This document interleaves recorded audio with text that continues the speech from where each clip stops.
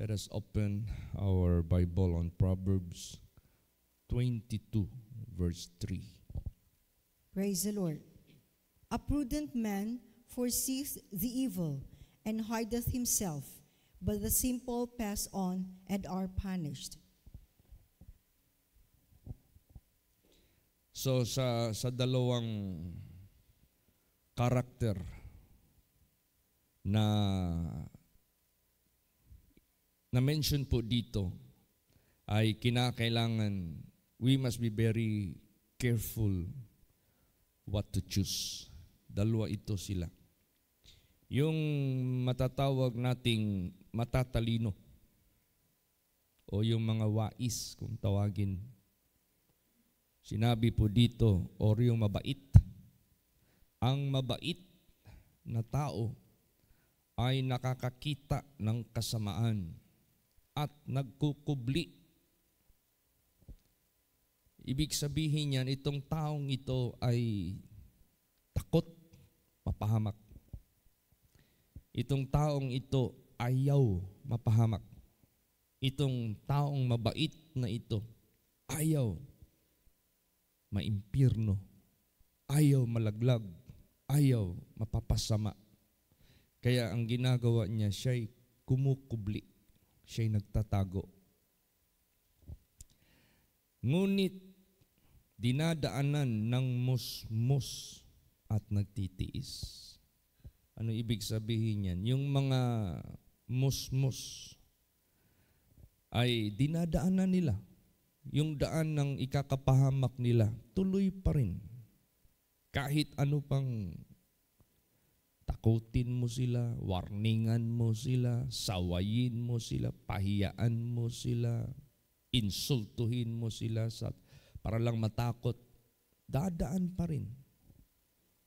Ayaw pa rin makinig, ayaw pa rin maniwala. Talagang dadaan pa rin. So anong mangyayari? Napapahamak. Tingnan mo yung mga nagmumotorista dyan na ang bilis magpatakbo, paikis-ikis, overtake sa kanan, overtake sa kaliwa, singit dito, singit doon, overspeeding. Pag sinasaway mo, lalong nagpapakita ng kagalingan, lalong nagpapakita ng kahambugan. Maya-maya sa unahan, madadaanan mo na lang, nagkalat na yung utak.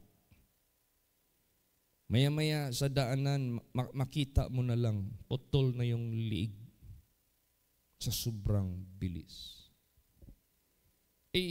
Ano pang i-advise mo sa kanila? Ano pang aral ang pagkukunan nila na patay na sila? Samantalang nung sinasaway pa sila ng ibang tao na nakakapansin sa kanila, huwag mong gawin yan. Minsan lang, pag maaksidente ka, minsanan lang yan.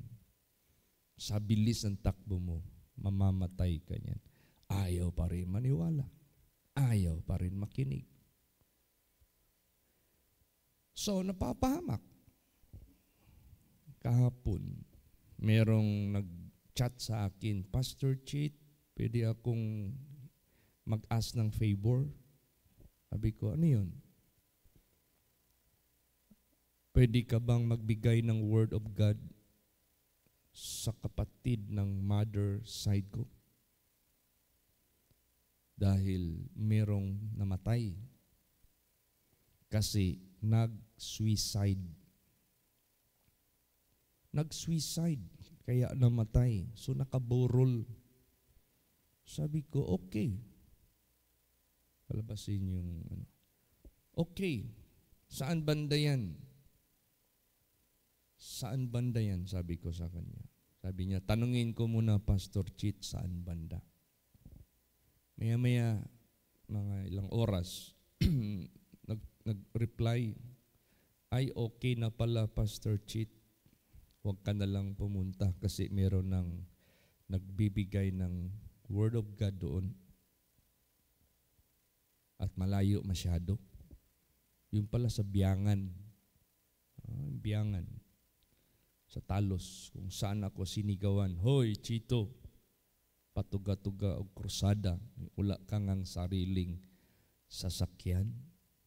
Doon, yun yung lugar na yan, nagkrusada kami. Nag-suicide. Kaya yung mga tao na alam na mapapahamak dahil winawarningan, alam na ikasasama sa buhay niya dahil sinasaway, tuloy pa rin. So anong tawag yan? Suicidal. Suicide yan. Si Judas, sinaway na nga ng ating Panginoong Hesukristo para maggising siya. Tinuloy niya pa rin. Suicidal. Wala nang remedy. Alam mo yung suicidal? Pag napuruhan ka, wala nang remedy yan. Wala nang recovery. Eternal loss of opportunity, eternal loss of salvation kung tawagin. Eternal loss of life everlasting, eternal darkness, eternal agony ang iyong kahihinatnan. Kaya, be a wise man. Dapat maging mabait tayo. Pag ano yung nakita natin na ikakapahamak natin at sinasaway tayo, maniwala tayo. Huwag nating ituloy. Huwag nating subukan gawin. Huwag. Sinasaway ka na nga eh. Pinapaalalahanan ka na nga, itutuloy mo pa rin. Di ba? Tingnan mo yung mga kwento sa sanglibutang ito. Merong isang lalaki na napaibig sa isang waitress sa isang restaurant kasi siya ay isang tricycle driver. Alam mo yung tricycle driver? Yung namamasahiro gamit ang bisikleta na merong sidecar. Talagang in love siya sa babaeng yun. In love. Tuwing magkain siya doon, nako, grabe yung kutob ng kanyang dibdib, kaba ng kanyang dibdib. Sabi niya, paano ko kaya ito maliligawan? Paano ko kaya ito suyuin para lang ako sagutin? Yung sinubukan niyang ligawan, parang mahirapan siya. Unang-una, wala siyang iririgalo para masaya yung babae. Ikalawa, pag mag-date sila, pakainin man lang niya sa restaurant, sa magandang restaurant, wala din siyang pera. Gustong-gusto niya ang babae, kaso ang problema, wala siyang pera. Wala siyang i-present na gift. Hanggang dumating ang panahon, sabi niya, para magkapera ako, para ko lang mag-get yung loob niya, bahala na. Sumama muna ako sa hold-up. Mga hold-uppers. Ay, naku, nagkataon yung mga barkada niya ng mga hold-upper. Nilapitan niya. Bay, sama ako sa operation ninyo para magkapera ako ng bigla. Minsan lang, isang beses ko lang talaga gagawin. Hindi ko na ulitin, basta mabigyan ko lang ng regalo yung aking sinisinta. Sumama. Pag operation, nahuli sila sa, yung bang na ano sila ng pulis, na report. Sa habulan, di man siya sanay magtakbo. First time man, di man siya marunong paano mag-escape. Siya yung nahuli. Kulong. Pailing-iling siya. Kaya ganon. Ni minsan, basta alam mo na ikasasama mo, huwag mong ituloy. Kasi suicidal yan. Kailangan kung ano yung nakikita natin na ikakapahamak, huwag mo nang daanan. Huwag mo nang ituloy kasi mapapanish ka talaga. Mapaparusahan ka talaga. So ano ang gawin natin? Kailangan humiwalay ka na sa kasamaan na pinapakita ng Diyos sa iyo. Gamit ang Word of God, gamit yung mga kapatiran, gamit yung mga tao na kaharap natin na nagbibigay sa atin ng advice, huwag mo yan gawin, huwag mo yan gawin. Huwag mo na. Depart ka na sa kasamaan. Basahin natin yan. Proverbs 14:16. Praise the Lord. A wise man feareth and departeth from evil, but the fool rages and is confident. Tingnan mo, dalawa na naman dito. Kinukumpara na naman yung mga mangmang, mga walang katalinuhan, walang kaalam. Gusto mo bang tawaging mangmang? Gusto mo bang mabansagan na kung sa sanglibutan pa, bugok? Gusto mo bang mabansagan na bubo? Gusto mo bang mabansagan na mahina? Gusto mo bang mabansagan na buang-buang kung sa Bisaya pa? Full? Siyempre hindi. Kahit ganun pa man, kung yung ating gawi patulad ng mga mangmang, wala din. Walang silbi, walang saysay. Subalit, ang tao na matalino, natatakot. Ibig sabihin natatakot, umiiwas, umaayaw, nag-a-avoid. Kasi takot nga eh. Takot nga. Alam mo noong una, yung maliliit pa kami, mga elementary pa kami, yung ginagawa pa yung building dyan sa San Pedro, first floor, second floor. Mga bata, alam mo naman. Tapos may buhangin doon sa baba kasi kinoconstruct pa. Siyempre maraming pile ng buhangin. Kakantsawan kami. Hoy, duwag, ikaw na lang hindi nakatalon. Papunta dyan sa baba, duwag. Siyempre ikaw bata, ayaw mo bansagang duwag. Kaya magsitalunan talaga kami. Pero okay lang yun, buhangin man yun. Hindi ka man mapilay doon kasi malambot man yun. Kaso, kung siminto yan, sabihin kang duwag, ikaw na lang hindi nakatalon, huwag kang tumalon. Alam mo na mapipilay ka, alam mo mapapahamak ka. Be wise. Praise the Lord. Huwag kang magpadala sa ulog-ulog. Yung bang kinakantsawan ka. Fear it and departed from evil. Huwag ka na dyan. Umiwalay ka na dyan. Pero yung mga mangmang, reject. Anong reject? Matapang. Anong reject? Lakas ang loob. Anong reject? Walang paki. Kahit napahamak na. And is confident pa. Wala. Kaya, ang nangyayari, tuloy ang kapahamakan. Kaya, lalot na. Malapit nang babalik si Jesus, hindi natin alam. Maghanda tayo. Magpapagamit tayo kay Lord Jesus. Kailangan malinis tayo. Meron tayong hinihingi kay Lord Jesus Christ. Kailangan worthy tayo. So, gusto ng ating Panginoong Diyos, magpakawais tayo. Na huwag magpakailan pa man tayong tuksuin ng dyablo na hahakbang na alam na natin ikakapahamak, ituloy pa rin natin. Kaya gusto ng ating Panginoong Diyos, takasan natin ang lahat. Tingnan mo yung mga tao na hindi nakikinig sa mga warnings ng Diyos. Sa panahon ni Noah, nagbigay si Noah ng warning sa mga tao, babahain ng Diyos ang buong mundo. Kaya pinapagawa ako ng Diyos ng arka para ito yung sasakyan natin sa ikaliligtas natin.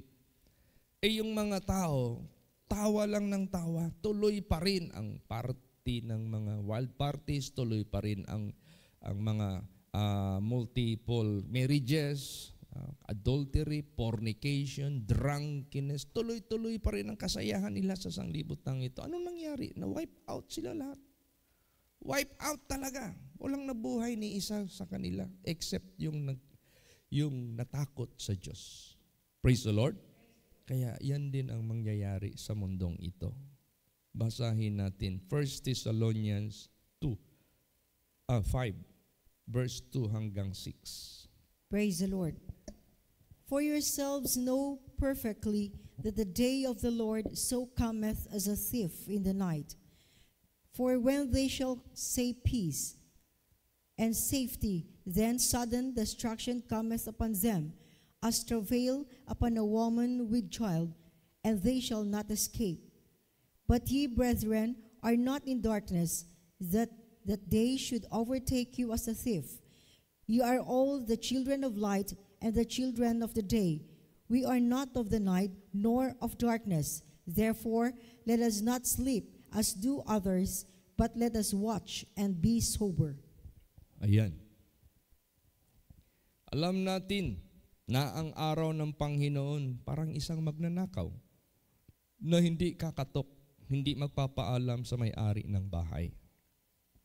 Pag sinabi nila peace and safety, payapa kami, safety kami. Kahit gagawa kami ng kalokohan, gagawa kami ng kasamaan, meron pa rin kaming peace. Safety pa rin kami. Sino nagsabi na peace at saka safety kung gagawa ka ng kasalanan sa harapan ng Diyos? Gagawa ka ng kasamaan sa batas ng mundong ito? Sino magsabi na peace and safety? Kalukuhan yun. Deception yun ng dyablo. Maggawa ka ng labag sa batas dito sa mundo. Magawa ka ng labag sa batas, para baka magtrabaho ka, may batas. Kailangan maglabas kayo ng tindahan dahil mga tindiro kayo. Wag niyong gawin ito, ha? Minsan lang kayo mahuli, alisin talaga kayo. Huwag kayong magkuha ng mga dilata dito, isiksik ninyo doon sa panty ninyo o kaya sa brief ninyo. Mahuhuli kayo, automatic kayo. Huwag kayong magsiksik ng mga biskit dyan, kahit mga maliliit dyan. Sa katawan ninyo, sa kilikili ninyo, o kaya sa sombrero ninyo. Wag. Pag mahuli kayo, pasensyahan na lang tayo. So, ganun. Si Taning magbigay ng assurance, peace and safety ko, no? Safety ka, bay. Bay, safety ka niyan, bay. Hindi yan mahuhuli, bay. Ayan. Pero sudden, mahuhuli. Distraction ng kanilang trabaho. Siyempre, kung distraction ng trabaho, mawalan ka ng trabaho, distraction ng tiyan mo. Distraction ng mga pinapakain mo. So, ganun din sa buhay natin, sa Panginoong Diyos. Matakot tayo. Huwag tayong hahakbang ng labag sa batas ng Diyos. Kasi, sinabi dito, pag biglang may mangyari, babalik si Jesus o mamamatay ka, hindi ka makakatakas. Para kang babae na bigla na lamang nanganak. Hindi niya mapigilan. Kaya may nanganganak sa bus, may nanganganak sa daan, may nanganganak sa barko, may nanganganak sa eroplano. Kasi pag lalabas na yan, wala. Parang katulad din yan ng LBM. Hindi mo na mapigilan yan. Sadyang lalabas yan. The more mo pigilan yan, the more yan maglabas. Ganun. So, hindi maka-escape. Kaya sabi dito, mga anak ng Diyos, hindi tayo sa kadiliman. Na ang araw na yan, biglang darating, mag-overtake, parang isang magnanakaw. Children kayo ng liwanag, children kayo ng araw, hindi kayo sa kadiliman, hindi kayo sa gabi. Kaya huwag na kayong patulog-tulog. Katulad sa mga ginawa ng iba dyan, magkaroon na tayo ng pagiging mapagmasid at maging matino ang ating utak, ang ating isip lagi. Isipin natin lagi anong tama, anong ikabubuti. Isipin natin lagi ang mga kautusan ng Diyos na huwag nating labagin, huwag nating lapastanganin. Kaya nga inutos yan ng Diyos para hindi tayo mapahamak. Para bang tatay, oy mga chikiting, mga maliliit pa. Pag nakakita kayo ng ganitong saksakan ng kurinti, huwag yung sundutin ito ng alambre, ha? Ikamamatay nyo yan. Kaya nga inutos para hindi ka mapahamak. So yung kautusan ng Diyos, huwag nating sabihin na, ano ba itong Diyos na ito? Kung ano yung gusto ko, ano yung ikaliligaya ng aking mata, ng aking laman, binababawalan ako. Doon na lang ako kay Lucifer. Mas mabuti pa si Lucifer. Siyempre si Lucifer gusto kanyang ipa-impyerno, kaya inuutos niya, gawin mo yan. O kaya kung hindi ka wise, wala kang takot sa Diyos. Utu-utuin ka lang ni Taning. Pero kung wise ka, may takot ka sa Diyos, inuutusan tayo ng Diyos, huwag gawin. Para hindi tayo ma-impyerno, hindi tayo mapahamak, maniwala tayo. Sumunod lang tayo ng buong puso. Praise the Lord. Yan ang ibig sabihin. Hindi tayo sa kadiliman, hindi tayo sa gabi, subalit sa liwanag tayo, huwag tayong patulog-tulog. Gumising tayo, maging watchful tayo, maging prayerful po tayo. Katulad ni Noah, naniwala siya sa Diyos. Anong sign na naniwala si Noah sa Diyos? Lahat ng pinapagawa ng Diyos sa kanya, ginawa niya. Sabi ng Diyos, Noah, gumawa ka ng arka doon sa ibabaw ng bundok. Isip mo, meron bang gagawa ng arka sa bundok? Paano mo mapalangoy sa tubig yan? Dapat tabing dagat. Ginawa ni Noah, walang question. Noah, ito ang klaseng uri ng kahoy gagamitin mo. Noah, ito yung pangdikit mo. Noah, ito ang haba, ito ang lapad, ito ang taas. Dito ang bintana, dito ang pintuan. Ito, ilang palapag gawin mo, ganyan. Lahat ginawa ni Noah. Naniwala siya sa Diyos. Samantalang yung mga tao na binigyan ng mga warnings, ay tawa ng tawa, isnab ng isnab, despise ng despise. Kung magsalita against kay Noah, buang na si Noah, natolero na si Noah. Lahat ng mga kaya minsan, yung mga dinidespise ng mga masasama na mga taong matakotin sa Diyos, darating ang panahon, sila yung kawawa, yung nagdi-despise. Darating ang panahon, ang maliligtas yung dinidespise nila, na naniwala sa Diyos. Kaya, pag naniwala ka sa Diyos, sumunod ka sa Diyos, asahan mo, tatawanan ka ng mga taong masama. Huwag kang magpadala. Huwag kang mag-move. Kailangan tularan natin si Noah. Basahin natin. Hebrews 11:7. Praise the Lord. By faith, Noah, being warned of God of things not seen as yet, moved with fear, prepared an ark to the saving of his house, by the which he condemned the world and became heir of the righteousness which is by faith. Yan. Sa pamagitan ng pananampalataya, si Noah, winarningan ng Diyos sa mga bagay na hindi nakikita. Ano ba yung warning ng Diyos kay Noah? Noah, babahain ko ang buong mundo. Mamamatay ang lahat ng tao na mayroong hininga sa kanyang ilong. Lahat ng creatures ko that are breathing out of their nostrils shall perish. Warning. Naniwala siya. Kahit hindi pa dumating, hindi pa nakikita. Move with fear. Kaya ang takot, napaka-importante, takot sa Diyos. Prepared an ark to the saving of his house. Talagang sumunod siya. Naghanda siya kung ano pinapagawa ng Diyos sa kanya na arka para sa ikaliligtas ng kanyang sambahayanan. By the which he condemned the world. Sa pamagitan ng paghatol ng Diyos sa buong mundo, siya'y naging tagapagmana ng katuwiran sa pamagitan ng pananampalataya. Kasi kung hindi bahain ng Diyos yun, ang iniisip ng Diyos, baka pati si Noah madamay sa kasamaan. Sabi ng Diyos, meron pang isang pamilya na matuwid. Bahala na ipahamak ko ang lahat. Huwag lang maubos ang mga tao, puro na masama. Wala nang magpipreserve sa righteousness. Kaya si Noah, heir of the righteousness. Gipreserve siya ng Diyos para meron pang righteous maiwan sa mundo. Praise the Lord. Okay, binigyan tayo ng Diyos ng ihimplo. Tularan natin si Noah na natakot siya sa Diyos. Gumawa siya. Alam mo yung masamang espiritu? Parang magandang babae yan. Attractive. Parang babae yan na talagang ang labi parang makintab pa sa langis. Ang mata, mas ganda pa tingnan sa Julin. Ang kanyang amoy, talagang mabango. Yan yung si Satanas. Aakitin ka niyan. Talagang dadalhin ka niya. Ngayon, kung ikaw, hindi ka nakaalaala sa mga kautusan ng Diyos, madadala ka sa kanyang amoy, bango, kintab ng labi, tangos ng ilong, lahat ng kagandahan nandyan na sa kanya. Anong mangyayari pag hindi tayo nagising? Tuloy pa rin. Yan yung si Taning. Gagamitin niya yan. Basahin natin. Merong dinescribe dito.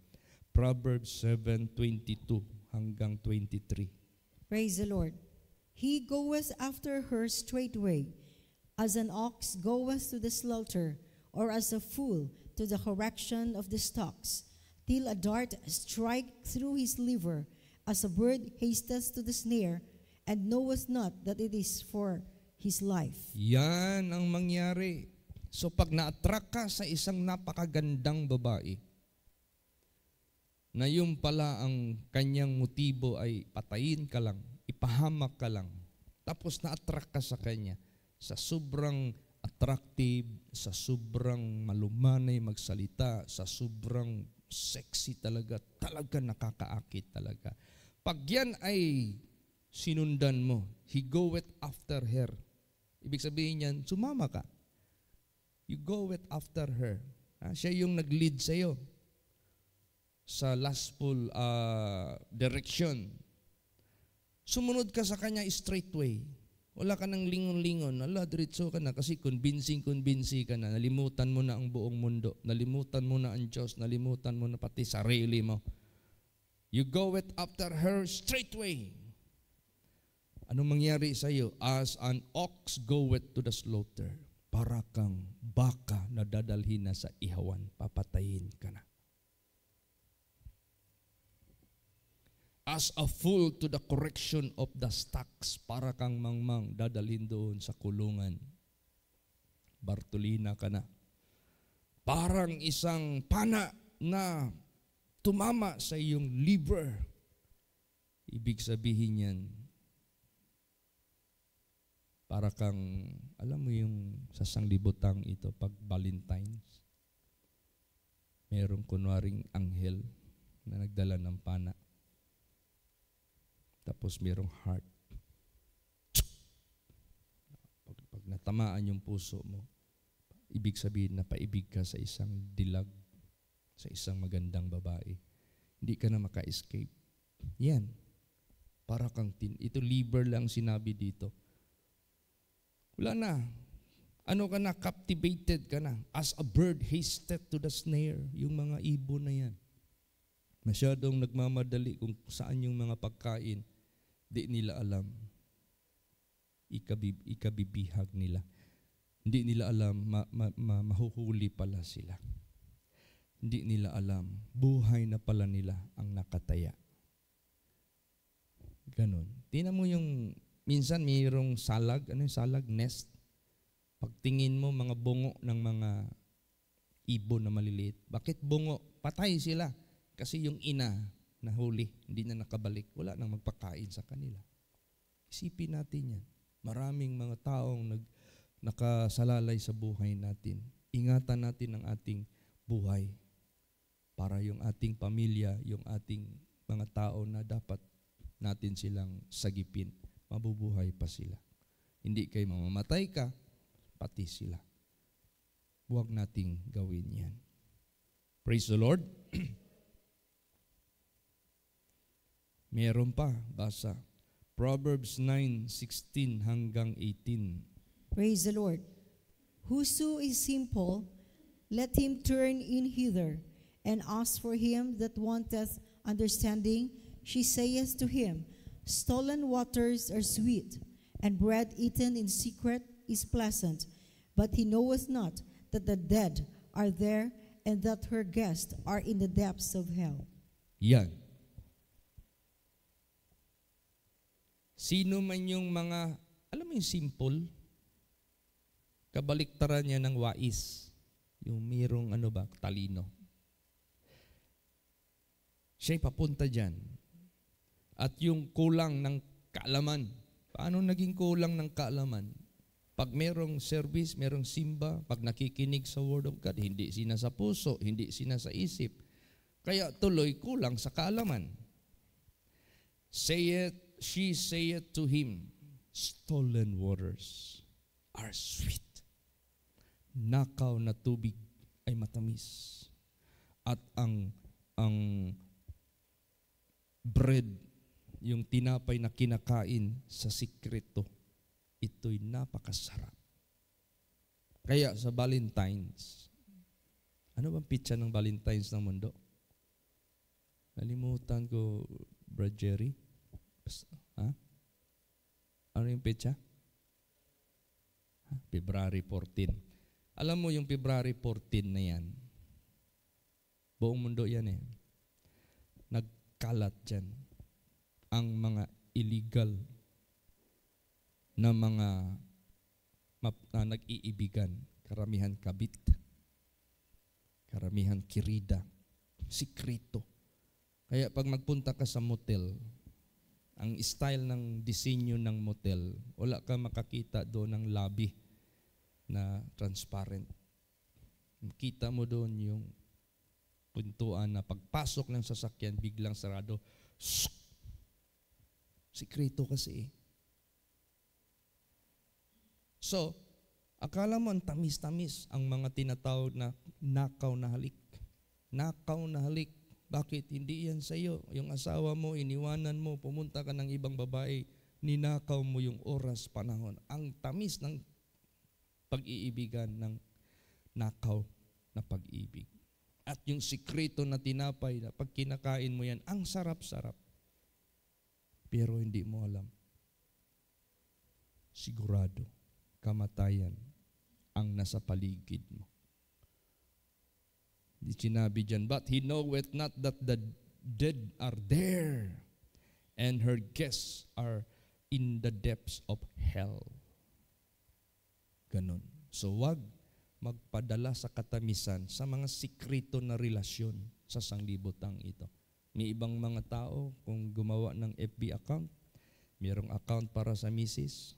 Kung mag-communicate sa misis, yun ang account niya. Mayroong ibang account na sikrito. Binaliktad, ni rumble-rumble yung pangalan para hindi gumamit ng ibang picture.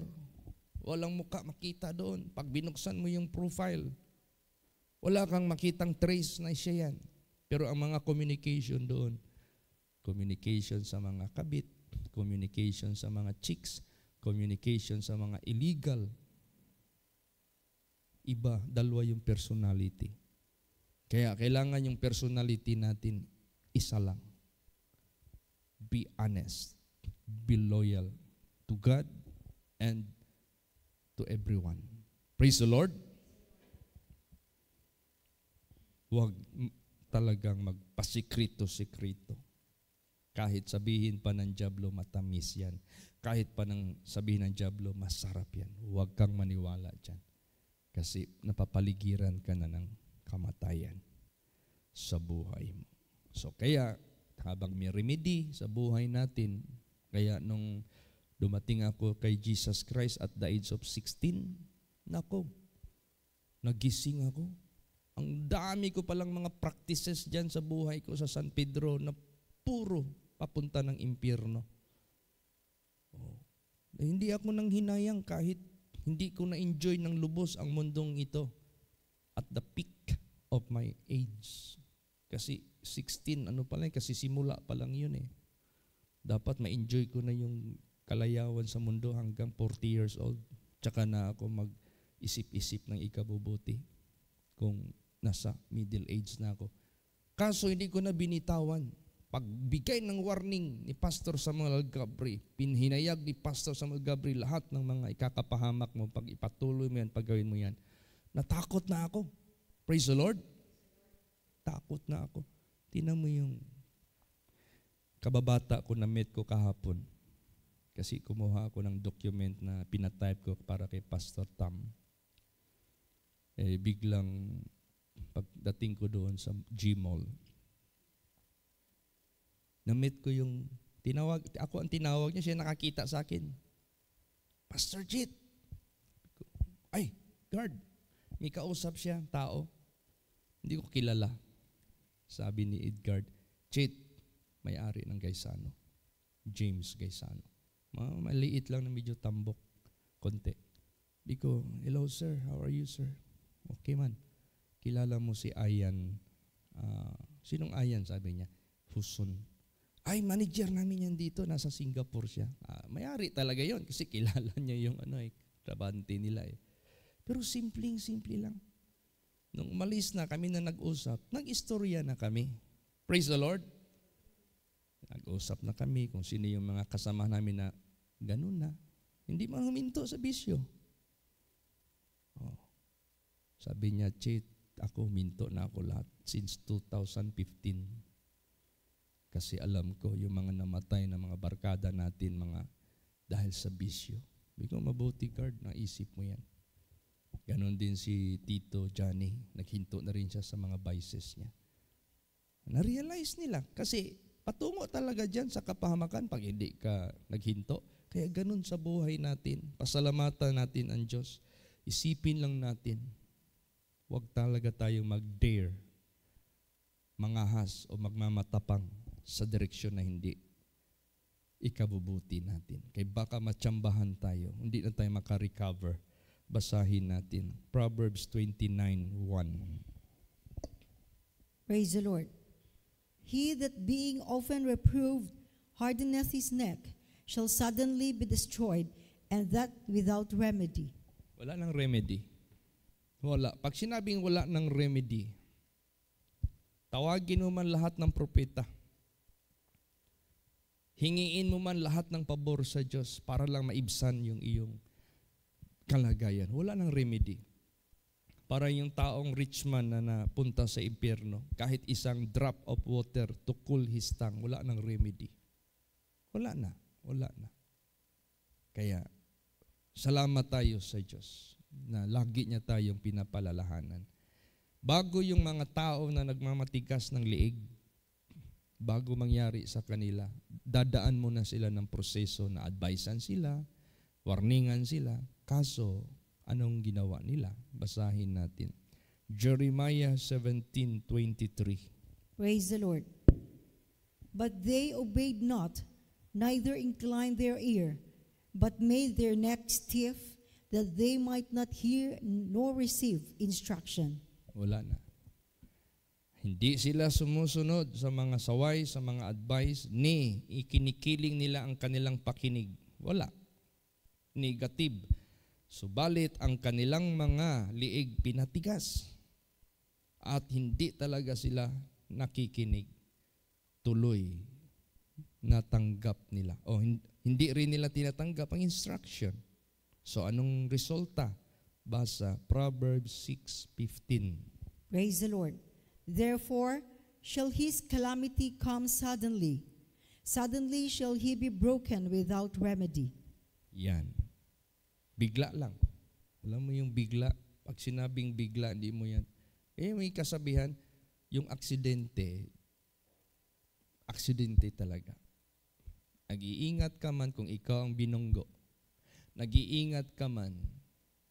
Alam mo nung nagsakay kami ng motor, at straight yung daan sa bundok to sa Madsayap.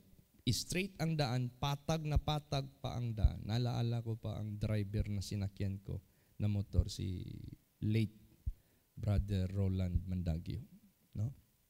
Siya yung driver at that time. Sumakay ako. Patag na patag ang daan. Bigla kaming natumba. Walang bato. Walang lubak. Hindi naman paakyat, hindi naman palusong. Patag. Bakit? Bigla kami natumba. Aksidente. Hindi na malaya ng driver, madulas yung aming dinaanan. Bagsak kaming dalawa. Kaya, sudden. Pag sinabing aksidente, sudden. Kaya sa buhay natin, sudden man babalik si Jesus, no problem, basta handa tayo. Praise the Lord. Pero ang mahirap kung sudden may mangyari sa atin at hindi tayo naging obedient, naging faithful, obedient sa mga advices. Wala. Wala ng remedy kung tawagin. Bakit nangyayari yan sa kanila? Last verse, basa. 2 Chronicles 36:16. Praise the Lord. But they mock the messengers of God and despise his words and misuse his prophets until the wrath of the Lord arose against his people, till there was no remedy. Yan. Bago nangyari yon, ay nako, they mock the messengers of God. Sino ba yung messengers of God? Lahat ng mga tao pwede niyang ipadala sa iyo. Pastor man, membro man, pwedeng ipadala yan sa iyo magbigay ng advice. Pero they mock the messengers of God. Ano ba yung mock sa Tagalog? Kung sa Bisaya, gibugal-bugalan. Kung sa Tagalog pa, kanilang ngunit kanilang tinuya. Tinuya ang mga sugo ng Diyos. Tinuya nila. And despise His words, lahat ng mga advices, anong paki ko, lahat ng mga despise nandyan na. Misuse His prophets. Anong misuse? Wala. Imbis ang prophet para magbigay ng advice ikabubuti, mali ang pagtingin nila sa prophet. Akala nila stricto, wala sa lugar. Akala nila pinipigilan yung kasayahan nila. Akala nila pinapahiyaan sila. Akala nila hinihate sila ng prophet. No, they misuse. Mali ang kanilang pagkilala. Baliktad ang pagkilala. Imbis na ang prophet umibig sa iyo para bigyan ka ng magandang kinabukasan, they misuse. Mali ang kanilang pagtingin. Until the wrath of the Lord arose against His people, till there was no remedy. Parang Sodom and Gomorrah, parang baha sa panahon ni Noah, lahat-lahat ng mga pangyayari. Kaya pasalamatan natin ang Diyos. Binigyan niya tayo lagi ng reminder. Kailangan prudent ka, wise ka, na nakikita mo yung unahan na masama at ikaw ay umiiwas para hindi ka dadaan ng ikapahamakan. Do not ever be unwise or simple, dumadaan sa alam niyang ikasasama at sila'y hindi nakatakas sa kaparusahan. Kaya manindigan po ang bawat isa sa magandang aral ng Diyos. Magpakatibay yung message nung June 15. Press toward the mark. Put pressure. Put strength. Paabante sa marka ng kaligtasan na tinawag ng Diyos sa atin lahat. Praise the Lord! Magsitayo po ang lahat.